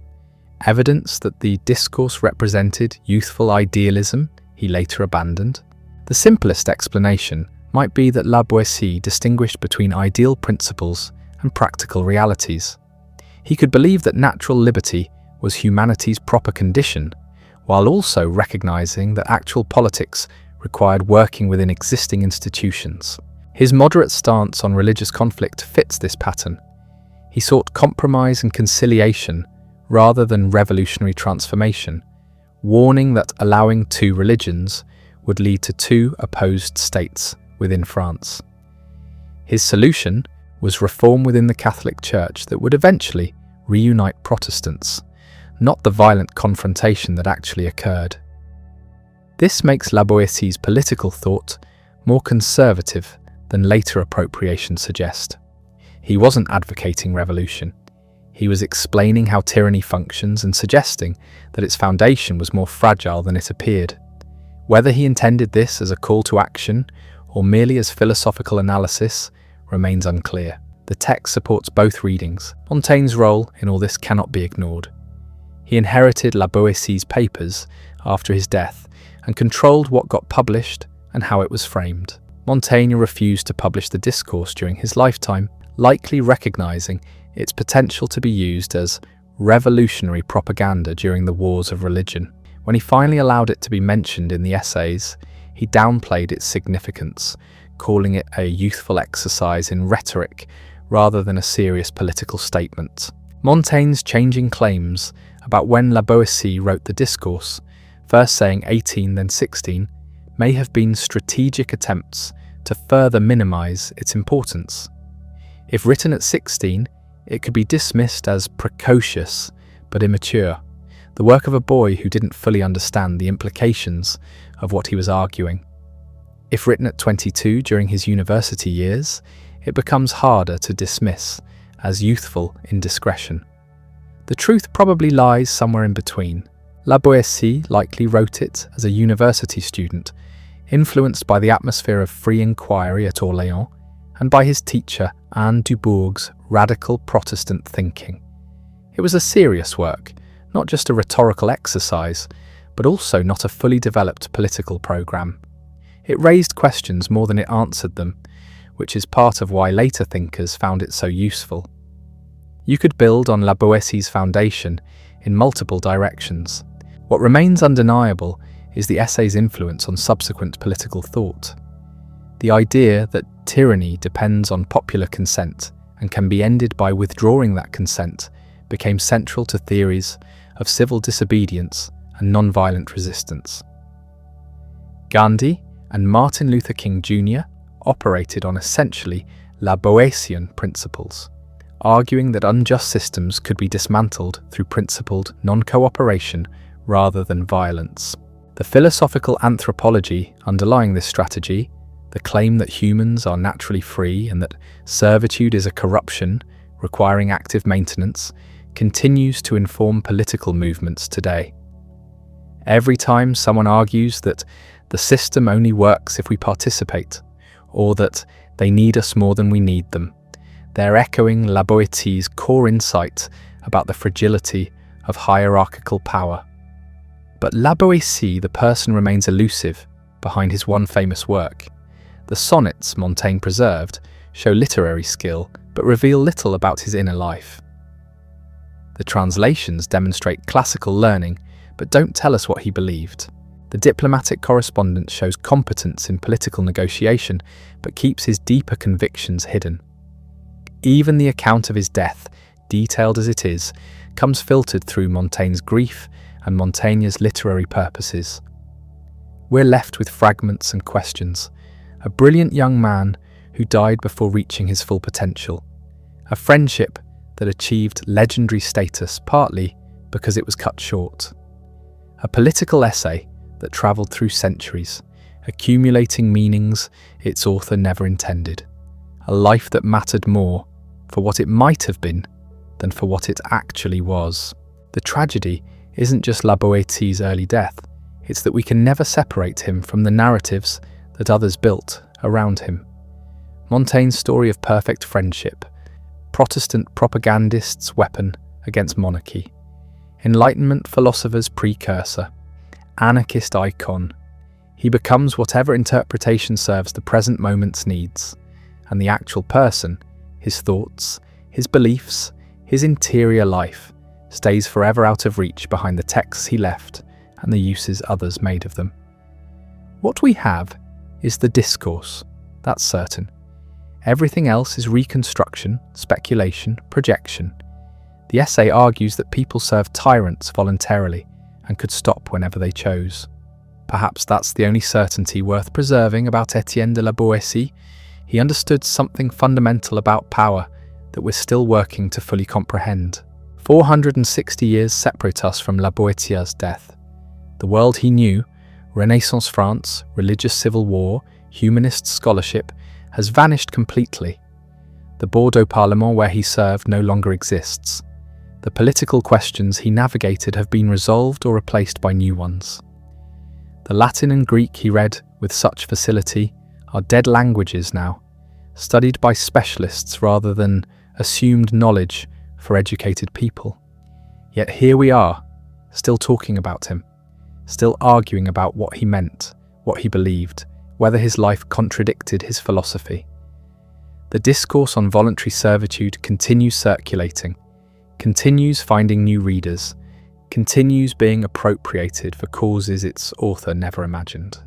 20th century anarchists, 21st century activists, anyone questioning how power maintains itself eventually encounters La Boetie's central insight. Tyranny depends on our cooperation, and we can end it by simply withdrawing that cooperation. The simplicity makes it powerful and dangerous.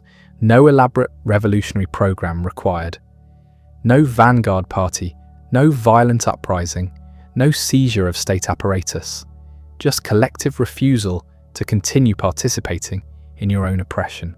Stop holding up the colossus and watch it collapse under its own weight. But simplicity, in theory, translates to complexity in practice.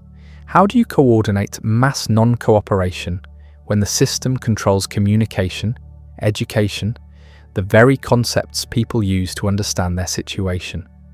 How do you overcome the habits and customs that La Boetie identified as tyranny's real foundation? How do you convince people who benefit from hierarchy, even marginally, to risk those benefits for uncertain freedom? La Boetie never answered these questions because he never posed them. The discourse analyses how tyranny functions. It doesn't provide an implementation manual for dismantling it. That gap between analysis and action is where all the later appropriations occur, each group trying to turn La Boetie's insight into practical politics suited to their moment. The Protestant rebels who first published the essay wanted justification for armed resistance to Catholic monarchy. They found it by emphasizing the right to withdraw consent from tyrannical rulers. French revolutionaries wanted philosophical validation for overthrowing Louis XVI. They found it by reading La Boétie as advocating popular sovereignty and democratic self-governance. Anarchists wanted arguments against all hierarchical authority.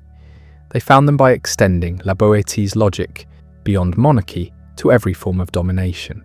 Each reading distorts, while also revealing something genuine. The text is capacious enough to support multiple interpretations because it's abstract enough to transcend its immediate context. La Boétie wrote about tyranny in general rather than any specific regime. He grounded his argument in natural liberty rather than in particular political traditions or religious doctrines. This universality makes the discourse portable across time and culture, but it also makes it vulnerable to being used in ways that would have appalled its author. Would La Boétie have supported the French Revolution's violence? Almost certainly not, given his moderate politics and his efforts to prevent civil war through negotiation. Would he have endorsed anarchism's rejection of all authority? Unlikely, considering he served loyally in royal institutions. Would he have approved of his work being weaponized by Protestant rebels? Probably not, since he advocated religious reconciliation rather than sectarian victory. But authors don't control their legacies. Once published, texts belong to readers. They get interpreted, misinterpreted, used and misused. La Boétie's reluctance to publish the Discourse during his lifetime suggests he understood this danger.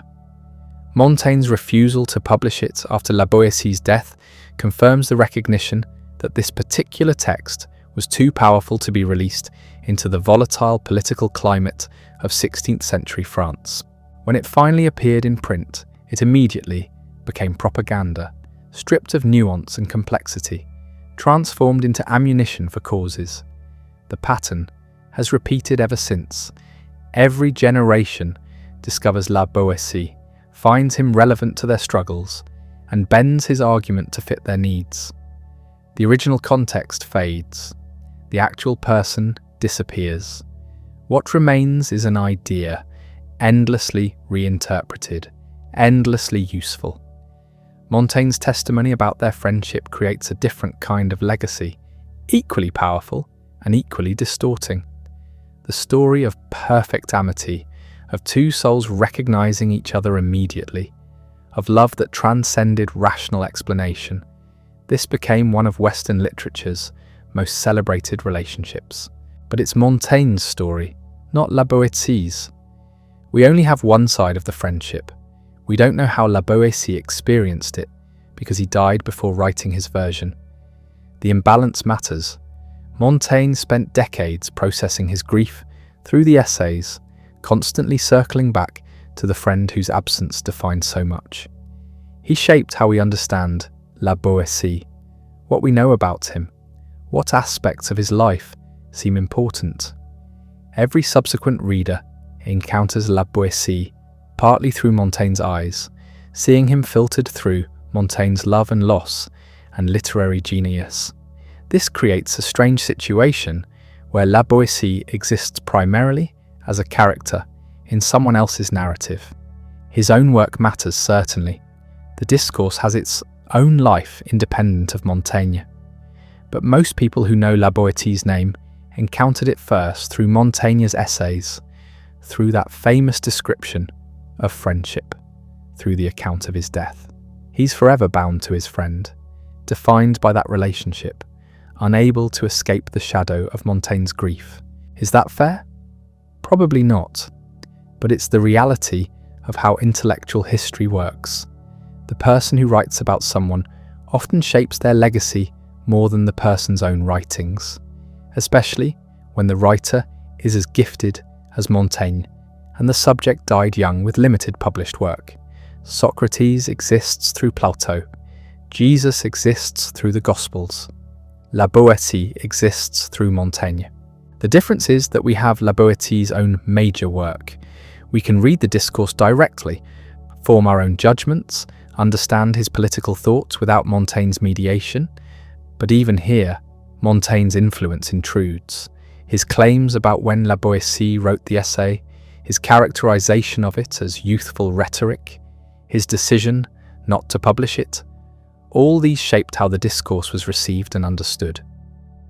What would La Boétie think of his afterlife? The question is unanswerable but worth asking. Would he be pleased that his one essay achieved such influence, sparked so many political movements, remained relevant across centuries? Or would he be horrified that it's been used to justify violence and revolution when he spent his career seeking moderation and compromise? Would he appreciate becoming a symbol of perfect friendship? Or would he find it reductive, erasing his accomplishments as magistrate and diplomat and poet and scholar? Would he want to be remembered primarily as Montaigne's friend, rather than as a political thinker in his own right? We'll never know, because the dead don't get to control how they're remembered.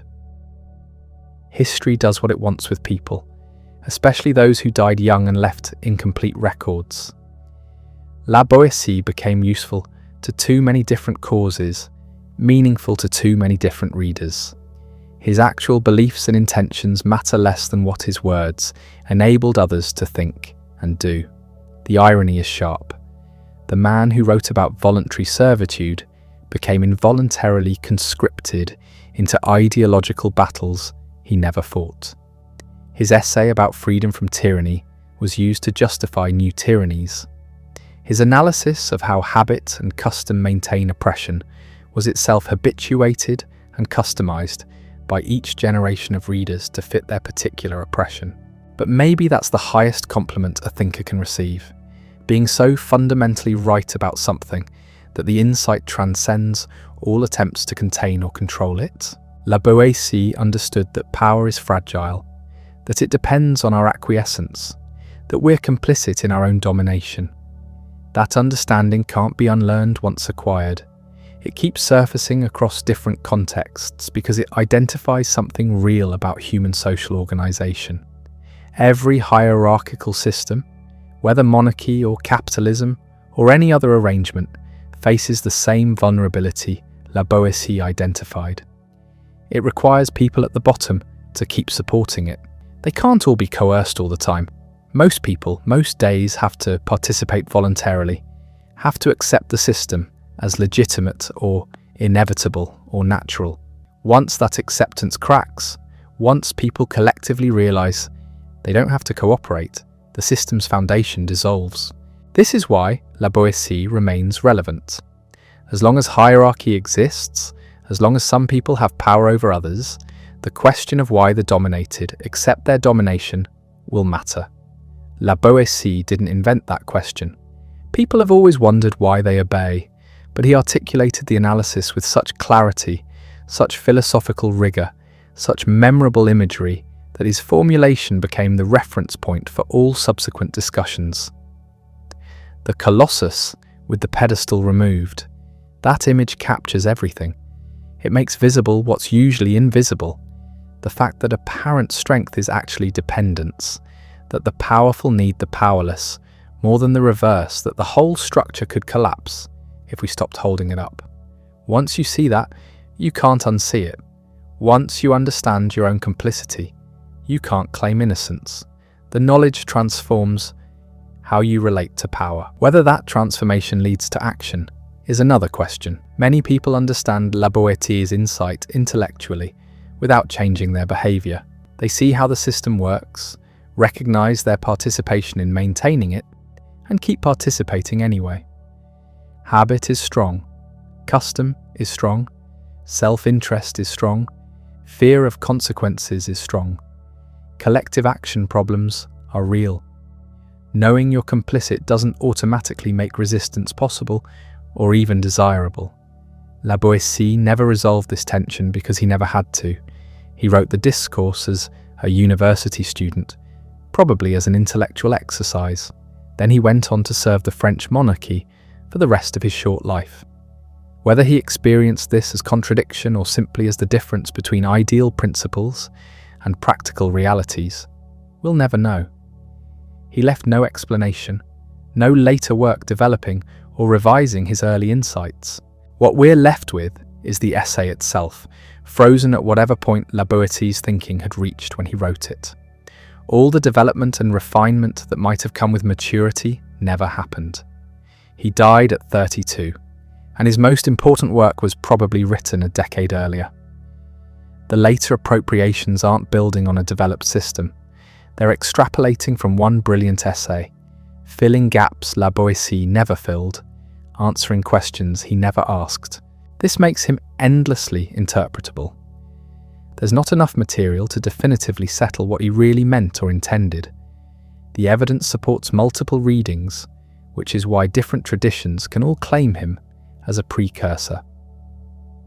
Protestant rebels, Enlightenment philosophers, French revolutionaries, anarchists, civil rights activists, they all found something useful in La Boétie because the text is open enough to accommodate diverse interpretations while remaining coherent enough to seem to support each one. Perhaps that's the real achievement, not a comprehensive political philosophy, but a framework flexible enough to travel across centuries and contexts while retaining its power. The Discourse works as Protestant propaganda, as Enlightenment political theory, as revolutionary manifesto, as anarchist foundation text, as civil disobedience manual. It works because the core insight is genuinely profound and because the text doesn't foreclose any particular political application. La Boétie gave us the question and the basic analysis. Each generation has to work out the implications for themselves, in their own circumstances, facing their own forms of domination. The essay doesn't provide answers. It provides tools for thinking about power, freedom, complicity, and resistance. What you build with those tools depends on what you're trying to accomplish and what constraints you face. This is why trying to recover the real La Boetie, the historical person behind the appropriations, is both necessary and ultimately frustrating. Necessary because we should understand where ideas come from, what contexts produced them, what their authors actually believed and intended. But frustrating because that recovery is impossible. We don't have enough evidence. The sources are too fragmentary, too filtered through others' purposes. What we can do is acknowledge the gap between the historical La Boétie and the various versions that have circulated since his death.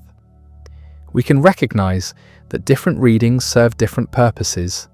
That appropriation is how ideas survive and remain relevant. That distortion is the price of influence. We can appreciate what he actually wrote while also understanding that its significance comes partly from what later readers made of it. The friendship with Montaigne deserves similar nuance. It was clearly important to both men, clearly intense and deep and meaningful, but it's also been romanticized, idealized, turned into an impossible standard that real friendships can't match. Montaigne's testimony is beautiful and moving, but it's also literature. It's crafted, shaped, designed to convey particular meanings about friendship, loss, and the human condition. Was the friendship really that perfect? Probably not. All relationships have conflicts, misunderstandings, disappointments. Montaigne was writing after La Boétie died, when grief had burnished memory into something approaching myth. The account tells us about Montaigne's experience of loss, more than about the actual relationship. That doesn't make it false, but it does make it partial, incomplete, shaped by literary and philosophical purposes that go beyond simple testimony. Still, something genuine was there. You don't spend decades processing grief over an ordinary friendship. You don't write thousands of pages circling back to someone who was merely pleasant company. Montaigne's obsession with La Boétie suggests the relationship really was extraordinary, even if we can't reconstruct exactly what made it so. Maybe the mystery is appropriate. Maybe the most important human connections resist explanation, exist beyond the reach of language and analysis. What matters is that it happened. Two men met, recognized something in each other, achieved a connection that transcended ordinary friendship. Then one died young, and the other spent the rest of his life trying to understand and articulate what had been lost. Out of that grief came the Essays, one of Western literature's most important works.